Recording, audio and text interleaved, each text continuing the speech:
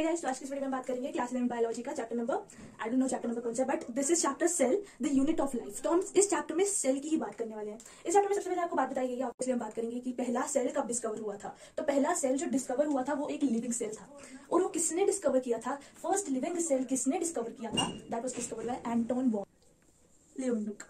Anton von Leeuwenhoek ने discover किया था फर्स्ट लिविंग सेल को। पहला लिविंग सेल जो डिस्कवर हुआ था वो इसने डिस्कवर किया था। मगर एंटोन वॉन लीवेनहुक की डिस्कवरी से पहले, जब इसने लिविंग सेल को डिस्कवर किया, पहले लिविंग सेल को जब एंटोन वॉन लीवेनहुक ने डिस्कवर किया, उससे पहले ऑलरेडी रॉबर्ट हुक ने सेल को डिस्कवर कर लिया था। ये मैं क्या कह रही हूँ, तो मैंने ऐसा क्यों कहा कि first living cell was discovered by Anton von Leeuwenhoek?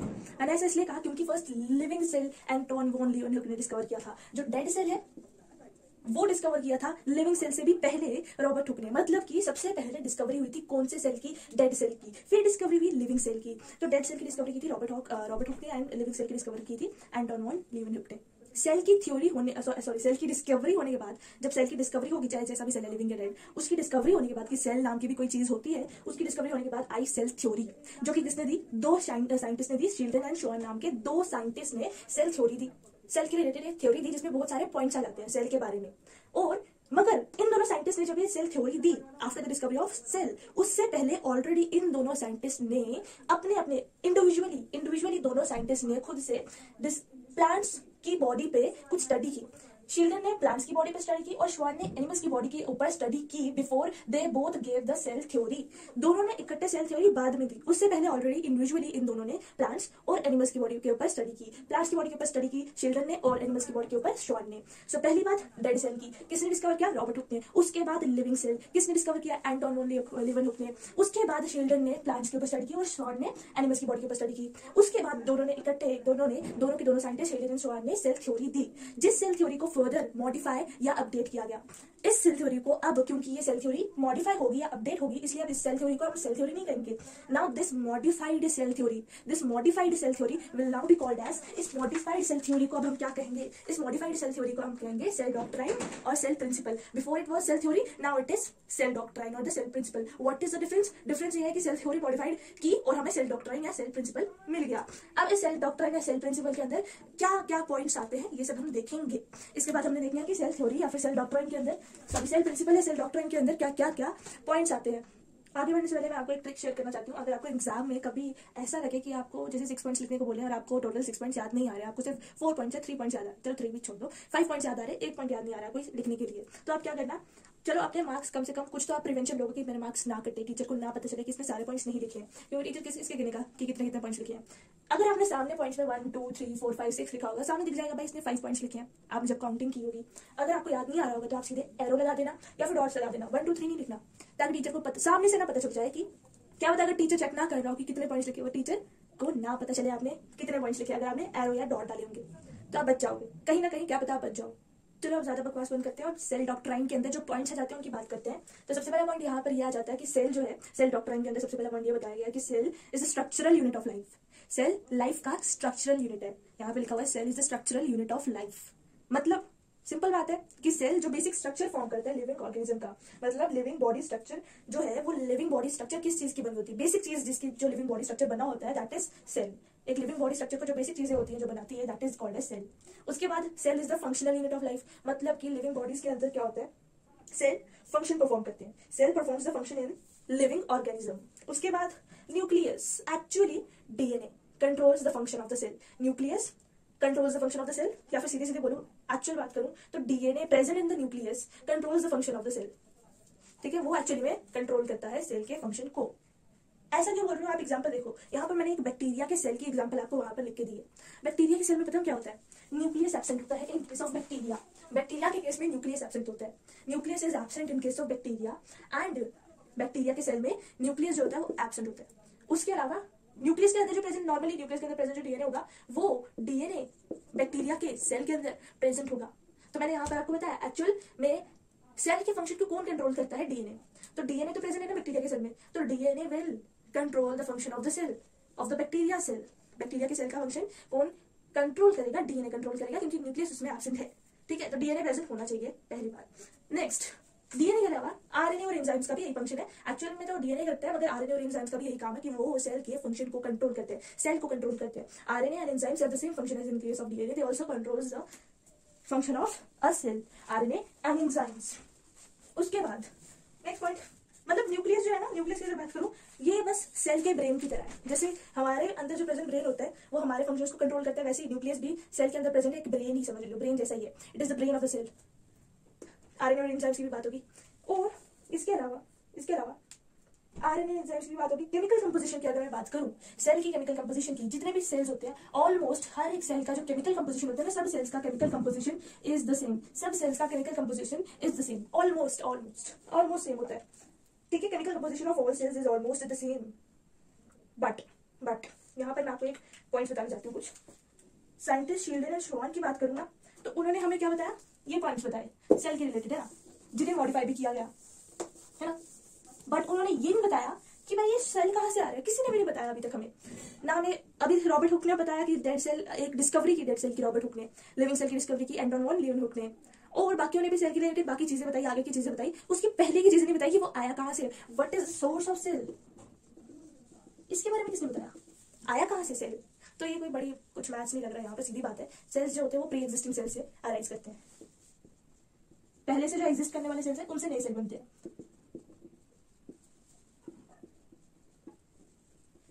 Simple बात है। बड़ा क्वेश्चन आ जाता है, अच्छा सोर्स ऑफ सेल क्या है, प्री एग्जिस्टिंग सेल, मतलब पुराने सेल से बनेंगे नए सेल्स। बात आ जाती है कि भाई डिस्कवर किसने किया कि सोर्स ऑफ सेल ये है, डिस्कवर किसने किया। So the discovery of source of cell was done by Rudolf Virchow. He discovered the source of cell. Rudolf Virchow नाम के साइंटिस्ट ने डिस्कवर किया सेल के सोर्स को, and he said, Rudolf Virchow said that, said in his own language, he said omnis cellula e cellula, omnis cellula e cellula. ठीक है, omni सेलुला e सेलुला, ये इन्होंने एक स्टेटमेंट दी। अब ये क्या बोल दिया मैंने, ये हमारी लैंग्वेज का नहीं है। ओमनी सेलुला ई सेलुला मतलब कि cells arise from pre existing cell, इसका मतलब ये। तो रडोल्फ विर्कोव ने कहा ओमनी सेलुला ई सेलुला, इन्होंने कहा cells arise from pre existing cells, जो पहले से एग्जिस्ट कर रहे हैं। समझ आ गई सोर्स ऑफ सेल की बात। इसके बाद अब ना कुछ ऐसे भी ऑर्गेनिजम्स डिस्कवर हुए जिनमें साइंस ऑफ लाइफ नहीं थे। मतलब अब ऑब्वियसली ऐसे ऑर्गेनिजम्स होते हैं जिनमें साइंस ऑफ लाइफ नहीं होते हैं, मगर ऐसे भी ऑर्गेनिजम्स होते हैं जिनमें साइंस ऑफ लाइफ जिनमें होते हैं, जैसे कि हम जो लिविंग ऑर्गेनिजम्स होते हैं। मतलब कि जिन ऑर्गेनिजम्स में साइंस ऑफ लाइफ दिखते हैं, लाइफ के, जीवन के जो लक्षण होते हैं, पता नहीं क्या वर्ड यूज कर रही हूँ, मतलब लाइफ के जो साइंस होते हैं, अब दिख रहा है, जो लाइफ के साइंस होते हैं वो दिखते हैं, इसका मतलब उनके अंदर सेल्स भी होते हैं, जैसे हमारे अंदर सेल्स भी है। मगर कुछ ऐसे ऑर्गेनिजम्स पाए गए जिनमें साइंस ऑफ लाइफ है मगर सेल नहीं है। वाह भाई, मतलब सेल के नहीं बने, लाइफ के साइन दिखा रहे हैं मगर सेल के नहीं बने हैं। ऐसे भी ऑर्गेनिजम्स होते हैं बिल्कुल, जैसे कि viruses show the science of life but ये सेल के नहीं बने होते हैं। कितने अजीब होते हैं, जैसे कि कोविड। अच्छा, कैसे साइंस ऑफ लाइफ दिखाते हैं, जैसे कि they reproduce, reproduction is a sign of life. मतलब जब वो, हमें पता है viruses come into the living body, वो लिविंग बॉडी के अंदर आते हैं और जीते हैं वहीं पर, उसके अंदर आके वो भी लिविंग हो जाते हैं, होस्ट की मशीनरी के ऊपर टेक ओवर कर लेते हैं। ठीक है, वायरसेस, और उसके अंदर जाके अपना काम करते हैं। So same veg they can reproduce when they go inside a living body, या फिर लिविंग बॉडी के अंदर जाना जरूरी नहीं, ऊपर भी हो तो दे कैन रिप्रोड्यूस, मतलब कि they show the sign of life, but वो सेल के नहीं बने होते हैं। तो इसलिए सेल थ्योरी वायरसेस के केस में फेल होगी। So cell theory fails in the case of viruses only. यहाँ पर सेल थ्योरी मार खा जाती है, ड्रॉबैक खा जाता है सेल थ्योरी का। So this is the drawback of the cell theory. So in case of viruses cell theory fails. Viruses are exception, ये भी कह सकते हैं, वायरसेस आर एक्सेप्शन, क्योंकि ये सेल के नहीं बने but still they show the sign of life. Okay, next point, आगे बढ़ते हैं।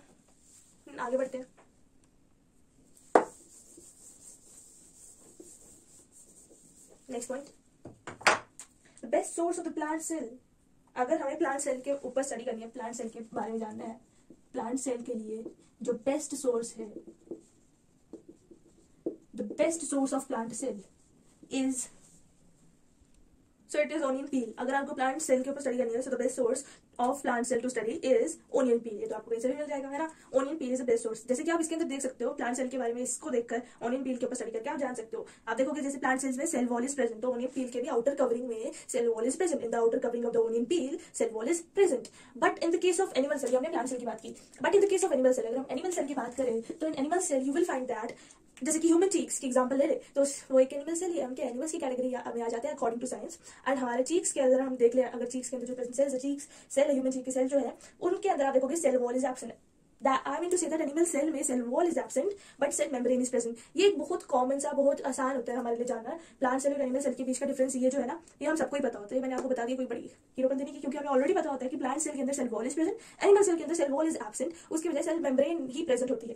प्लांट सेल में भी सेल मेम्ब्रेन प्रेजेंट होती है, बट इसमें सेल वॉल एब्सेंट होती है एनिमल सेल में। तो ये चीज तो कॉमन है। क्या चीज कॉमन है? Membrane bound nucleus. दोनों में, प्लांट सेल में एंड एनिमल सेल में, यू विल फाइंड दैट एक तो सेल मेम्ब्रेन कॉमन है, सेल मेम्ब्रेन दोनों में प्रेजेंट होगी, सेल वॉल दोनों में प्रेजेंट नहीं है, इसमें प्रेजेंट है बस। एंड अनदर कॉमन चीज between both the plants and animal cell is that दोनों के अंदर you will find that in case of both kind of cells, both the plants and animal cells, you will find that क्या चीज present है दोनों में? membrane bound nucleus is present because they both comes into the category of prokaryotic cells, sorry eukaryotic cells.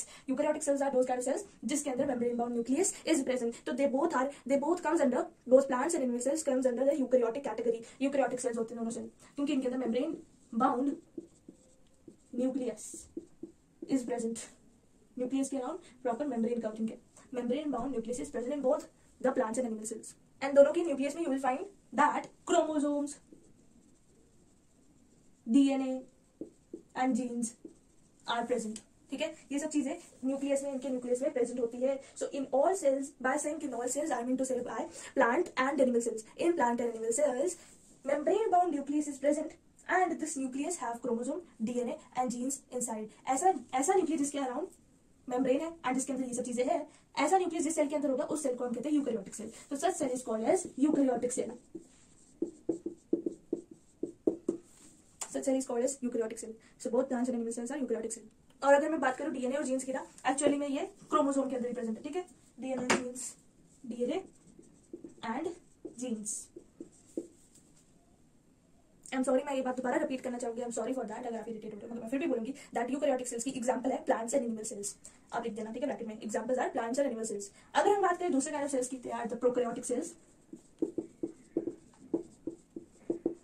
If you talk about the prokaryotic cells, so they are such kind of cells जिसके अंदर nucleus is present, इनके अंदर nucleus is present, sorry nucleus is absent, nucleus is membrane bound nucleus is absent, membrane bound nucleus is absent in the case of prokaryotic cells, but DNA और genes वो present है, DNA and genes are present in case of the prokaryotic cell. अगर आपको याद हो, मैंने थोड़ी देर पहले आपको जब चैप्टर इंट्रोड्यूस कराया था, स्टार्ट किया था, तो मैंने वहां पर साइड में कुछ लिखा था, एक सेल का नाम लिखा था, that was bacterial cell. Bacteria की बात करें, so bacteria is a prokaryotic cell. हमने देखा था बैक्टीरिया के अंदर nucleus was absent but DNA and genes were present, मतलब कि फंक्शंस कोई ना कोई चीज तो कंट्रोल करती थी, एंड दैट वाज डीएनए। क्योंकि न्यूक्लियस एब्सेंट था बट फिर भी डीएनए प्रेजेंट था, इसलिए बैक्टीरिया के केस में you were seeing that DNA was controlling the function of the bacteria. So such kind of cells in which nucleus is absent but DNA and genes are present, such kind of cells are called as prokaryotic cells. An example is bacteria. उसमें plants and animal cells जो थे वो किसकी example है? Eukaryotic. और bacteria is an example of prokaryotic cells. Next बात आगे चलते हैं। मगर दोनों सेल्स की बात करें, दोनों प्रोकैरियोटिक और यूकैरियोटिक सेल्स की डिफरेंसेस तो देख लिए, मगर कॉमन चीज क्या है दोनों सेल्स के अंदर? So the common thing between both the prokaryotic and eukaryotic cells is that in both the cases, both the cells, prokaryotic and eukaryotic cells, you will find that semi-fluid matrix is present.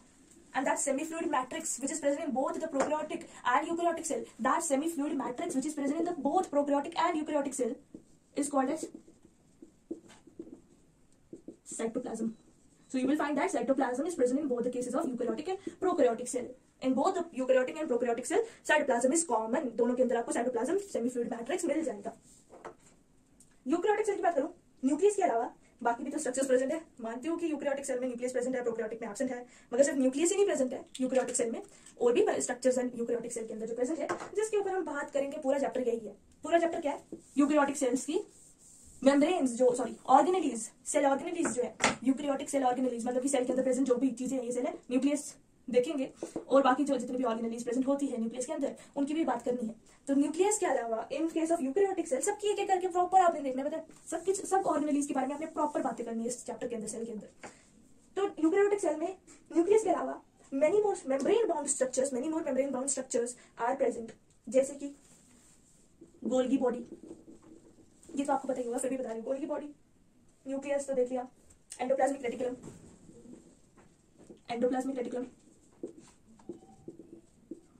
which is also called as ER, short form में जल्दी जल्दी लिखना हो ना तो ER लिख देना, इसको स्पेशली लिखो क्योंकि आगे जाके नोट्स बनाने होंगे तो फटाफट आप ER लिख दोगे एंडोप्लाज्मिक रेटिकुलम की जगह। And mitochondrion, power house of the cell, mitochondrion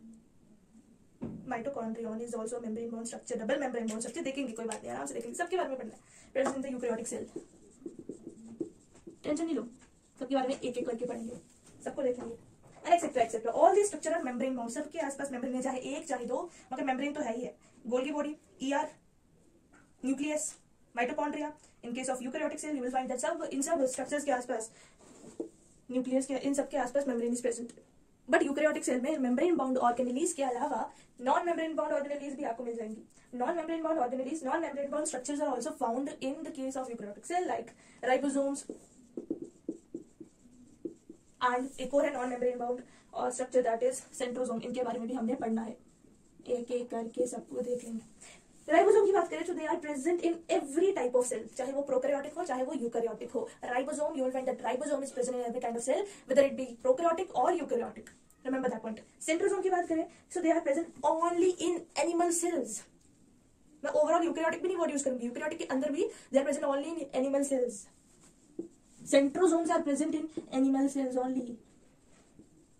Animal cells are eukaryotic, but eukaryotic cells can be plant cell, can be animal cell. So they are present only in animal cell. Ribosome की बात करें, they are present in every kind of eukaryotic cell. दोनों, sorry, every kind of cell, eukaryotic है, prokaryotic में भी। इसको मैं cell ही लिखूंगी, ठीक है? हर एक काइंड के सेल में प्रेजेंट है, plant cell, animal cell, prokaryotic cell, हर एक सेल में। सो ये सब स्ट्रक्चर्स, इन सब के सब स्ट्रक्चर्स की हम बात करेंगे। Membrane bound structures, Golgi body, nucleus, endoplasmic reticulum, mitochondria. Non membrane bound structures, ribosomes and centrosomes. दोनों जो जोम नाम वाले ना, ये नॉन मेम्ब्रेन बाउंड स्ट्रक्चर है। दोनों जो जोम वाले हैं नॉन मेम्ब्रेन बाउंड स्ट्रक्चर। मैं ट्रिक बता रही हूं याद रखने के लिए कि कौन से नॉन मेम्ब्रेन बाउंड, जिनमें जोम आता है और किसी में आ रहा नहीं। जोम वाले राइबोसोम और centrosome non membrane bound structure है। चलो अब कुछ जर्नल पॉइंट्स डाल लेते हैं, जैसे कि पूरी दुनिया में जो स्मॉलेस्ट साइज सेल है वो कौन सा सेल है? The smallest sized cell in the whole world is the cell of mycoplasma. Mycoplasma is the smallest sized cell in the whole world. Biggest sized cell in the whole world overall is, पता है आपको? बताओ शाबाश। Ostrich. Egg of ostrich. Egg of ostrich. Ostrich का जो egg है that is the biggest sized cell. अगर humans की केस में बात करें, ह्यूमन बॉडी में जो बिगेस्ट साइज सेल है वो भी आपको पता ही है, 10th क्लास में देखा होगा ना। याद करो, कुछ एलोंगेशन, कुछ एलोंगेटेड स्ट्रक्चर, ब्रांचेस जिसकी निकली होती है, बता ही देती हूँ। न्यूरॉन और द नर्व सेल, पता था ना? पता था। न्यूरॉन और nerve cell is the biggest size cell in the case of human body. The biggest size cell overall अगर देखें that is the egg of ostrich and the big smallest size cell is the mycoplasma, cell of mycoplasma. चलो, और ये जो sales होते हैं ना, जरूरी नहीं, मतलब ओवरऑल सेल्स की बात करूं तो सेल्स की डिफरेंट शेप्स होती है। सब सेल्स की सेम शेप बिल्कुल भी नहीं होती, ठीक है? All cells have different shapes and size, composition almost same. अब हम बात करेंगे इसके बाद प्रॉपरली डिटेल में, हम प्रोकैरियोटिक और यूकैरियोटिक सेल की बात, स्ट्रक्चर दोनों की सेल्स की बात डिटेल में बात करेंगे। सबसे पहले बात करते हैं प्रोकैरियोटिक सेल की। अब देखना हैरान हो जाओगे यार, क्या क्या क्रिएशन है यार, एक छोटे से सेल के अंदर कितना कुछ है यार, मतलब हैरान हो जाओगे, दिमाग खुल जाएगा यार, मजा आ जाएगा 11th क्लास पढ़ने में। कितना कुछ है, एक छोटे से सेल को हम कितना पढ़ रहे हैं, सेल को क्या पढ़ना, पूरा चैप्टर उसके ऊपर, सही है। सो प्रोकैरियोटिक सेल की बात करें, is such cell which lacks membrane bound structure या न्यूक्लियस, सॉरी, ठीक है? Membrane bound nucleus is absent in the case of prokaryotic cell. We already know that prokaryotic cell is such a cell which lacks nucleus, membrane bound nucleus. पहली बात। दूसरी बात, सारे bacterial cell prokaryotic cell होते हैं, अभी देखा था ना, समझा था हमने। सारे बैक्टीरियल सेल प्रोकैरियोटिक सेल होते हैं, जैसे कि साइनोबैक्टीरिया या फिर बीजीए। बीजीए मतलब कि साइनोबैक्टीरिया, बीजीए मतलब कि ब्लू ग्रीन, इसका पुराना नाम है algae. Cyanobacteria, blue green algae, cyanobacteria का पुराना नाम है बीजीए। माइकोप्लाज्मा, माइकोप्लाज्मा के बारे में एक और चीज हम जानते हैं, that is the smallest size cell and it is a prokaryotic cell. It is bacterial cell also, ये सब बैक्टीरियल सेल है, साइटोबैक्टीरिया, माइकोप्लाज्मा बैक्टीरियल सेल है। और पीपीएलओ क्या बोलती है मैंने, इसका पूरा नाम है, एक्सेट्रा एक्सेट्रा, ये सब क्या है, बैक्टीरियल सेल्स है। सारे बैक्टीरियल सेल्स प्रोकैरियोटिक सेल्स होते हैं। पीपीएलओ की बात कर रही थी। पीपीएलओ क्या है, पीपीएलओ का नाम क्या है, पीपीएलओ मतलब कि pleuropneumonia like organisms, pleuropneumonia like organisms, short form में इनको कहते हैं पीपीएलओ। So these are all bacterial cell, सारे के सारे प्रोकैरियोटिक सेल है, क्योंकि ये सब बैक्टीरियल सेल के अंदर आप देखोगे न्यूक्लियस इज एब्सेंट। अब इसके आगे की चर्चा हम करेंगे नेक्स्ट वीडियो में, प्रोकैरियोटिक सेल के ऊपर बात करेंगे नेक्स्ट वीडियो में in detail. So see in the next video. Hey guys, तो आज की इस वीडियो में हम बात करेंगे क्लास 11 बायोलॉजी का chapter number, I don't know chapter number कौन सा है, but this is chapter cell.